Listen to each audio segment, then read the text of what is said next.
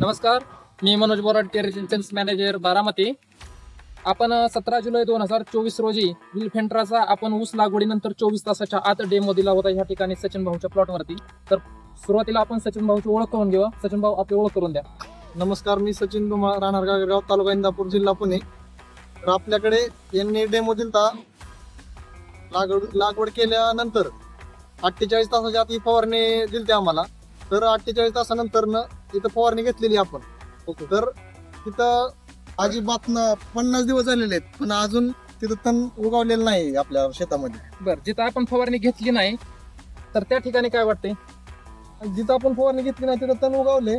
परत दुसऱ्या कंपनीची आपण तणनाशक फवारणी घेतली, पण ते अजून सुद्धा जळालेलं नाही. तिथं जळालेलं नाही, तिथं उगवू शकते मी जास्त गावतात. बरं, ज्या ठिकाणी आपण फवारणी घेतली त्या ठिकाणी फुटवा, ऊसाची वाढ, आणि ज्या ठिकाणी आपण विलफेंट्रा केलं नाही त्या ठिकाणी फुटव्यांची वाढ आणि ऊसाची वाढ यात काय फरक दिसतोय का? भरपूर फरक आहे आपल्याला. आपण जिथं फवारणी घेतली तिथं फुटवा उसाला जास्त फुटवा आहे, आणि आपण जिथं फवारणी घेतली नाही तिथं फुटवा कमी येतं, जास्त कमी आहेत फुटवा तिथं.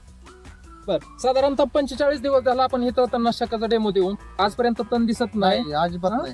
अजून आज पत्र उगवलेलं नाही तिथं तण. गवत अजिबात थोडं पण उगवलेलं नाही. तुम्ही इतर शेतकऱ्यांना काय सल्ला देऊ इच्छिता?